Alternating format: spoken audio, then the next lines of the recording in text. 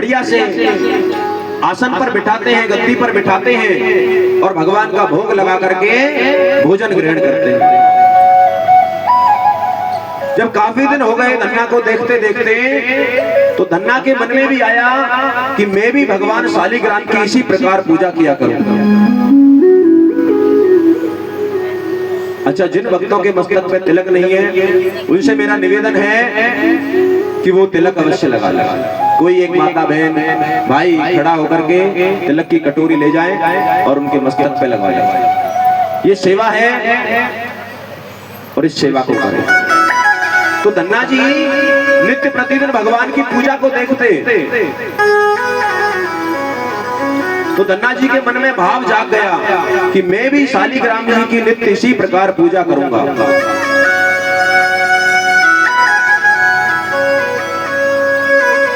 अब तो संत महात्मा उस धन्ना जी के घर से वापस अपने धाम को जाने लगे, अपने आश्रम में जाने लगे। जब संत महात्मा धन्ना जी के घर को छोड़ करके आश्रम में जाने लगे, तो धन्ना जी रोने लगे, कहने लगे कि बाबा आप मुझे छोड़ करके जा रहे हो और मेरा मन आपके बिना अब लगेगा नहीं। संत कहने लगे बेटा देखो हम तो बाबा हैं, हमारे भी कोई घर गृहस्थी है नहीं, आप अपने घर में रहो और भगवान का भजन करो। अब तो धन्ना जी कह रहे हैं कि बाबा मैं आपके बिना अब रह नहीं सकता। क्यों? क्योंकि आपने नित्य प्रतिदिन मुझे भगवान शालिग्राम की सेवा पूजा करना सिखा दिया। यदि आप जा रहे हो तो आप ऐसा करो, ये शालिग्राम मुझे दे जाओ। धन्ना जी कह रहे हैं कि बाबा यदि आप जा रहे हो हमारे घर को छोड़ करके, तो ये शालिग्राम आप मुझे दे जाओ। अब तो संत कहने लगे कि बेटा ये शालिग्राम तो हमारे भगवान हैं और हम अपने भगवान को किसी को ऐसे नहीं दे सकते। धन्ना रोने लगा, मचल गया, कहने लगा बाबा कुछ भी करो मुझे शालिग्राम चाहिए। रोने लगा, रिमट गया वहीं पर। अब तो संत कहने लगे कि इससे कैसे पीछा छुटाएं, शालिग्राम भगवान तो हमारे खुद के हैं, हम इन भगवान को धन्ना को दे नहीं सकते। संतों ने एक युक्ति बनाई। संत कहने लगे बेटा यदि आपको शालिग्राम ही चाहिए तो ये शालिग्राम आप हमसे कल ले लेना, कल सुबह हम आपको शालिग्राम दे देंगे। अब तो दूसरे दिन सभी संत महात्मा नदी पर स्नान करने के लिए गए और जब स्नान करने पहुंचे तो उस नदी में से काला पत्थर उठा करके धन्ना के पास ले आए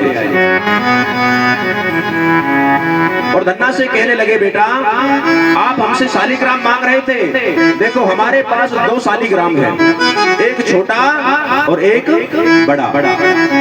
बताओ आप कौन सा चाहते हो, कौन सा लोगे? अब बच्चे का मन तो चंचल होता ही है। धन्ना कहने लगे बाबा मुझे तो बड़े वाले शालिग्राम चाहिए। अब जो संत महात्मा नदी में से पत्थर लाए थे वो बड़ा था और संतों के जो शालिग्राम थे वो छोटे थे। संत सोचने लगे ठीक है बन गई बात। संतों ने वो शालिग्राम जो नदी में से पत्थर लेकर के आए थे वो धन्ना को दे दिया। धन्ना को जब वो शालिग्राम जी दिया तो धन्ना नित्य प्रतिदिन भगवान शालिग्राम की उसी प्रकार पूजा करते जैसे संत करते थे।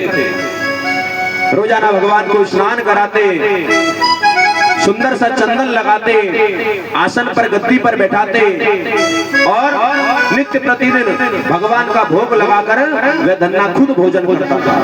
पहले भगवान को भोग लगाता और बाद में भोजन पाता था। अब तो इसी प्रकार कई दिन बीत गए, संत महात्मा अपने आश्रम में चले गए। कुछ दिनों के बाद में धन्ना बड़ा हुआ तो उनकी माताजी कहने लगी कि बेटा अब आप बड़े हो गए हो, आप ऐसा करो गैया चराने चले जाओ। उसी समय धन्ना अपनी सारी गैयाओं को लेकर के वन में गाय चराने के लिए चला गया। माता से कहने लगा कि मैया मैं वन में जा रहा हूँ गाय चराने के लिए, लेकिन ये शालिग्राम जो है, इन शालिग्राम को मैं अपने साथ में ही लेकर जाऊंगा। मैया कहने लगी ठीक है। धन्ना शालिग्राम जी को लेकर के एक झोली में शालिग्राम जी रखे। धन्ना की माता ने धन्ना को खाने के लिए रोटी और अचार भी दे दिया। कहा बेटा जब गैया चराते चराते तुम्हें भूख लगे तो ये अचार रोटी खा लेना। उसी झोली के अंदर शालिग्राम जी रखे। छोटा सा बच्चा है, कुछ पता नहीं कैसे भगवान की पूजा होती है, किस प्रकार से भगवान को रिझाया जाता है। झोली में शालिग्राम जी डाले, उसी झोली में अचार रोटी रखी और गैया चराने के लिए वन में निकल पड़ा। वन में पहुंचा, गायों को चरने के लिए छोड़ दिया। दोपहर का समय हुआ। दोपहर में जब धन्ना को भूख लगी तो धन्ना सोच रहा है कि मैं भोजन को तब ग्रहण करूंगा जब मेरे शालिग्राम भगवान को भोग लगा दूंगा, उससे पहले मैं अन्न ग्रहण नहीं करूंगा। अब तो धन्ना ने क्या किया, वहां से घास फूस की एक छोटी सी गद्दी बनाई, आसन बिछाया भगवान के लिए और शालिग्राम जी को झोली में से निकालकर उस आसन पर विराजमान कर दिया। और धन्ना जी भगवान को बुला रहे हैं, भोग लगाने के लिए कह रहे हैं प्रभु आप आओ और मेरे अचार रोटी का भोग लगाओ। धन्ना बालक है लेकिन भाव बड़ा निर्मल है उनका। किस प्रकार से बुला रहे हैं, मेरे श्याम आइए घन श्याम आइए, मेरी रोटी का भोग लगाओ।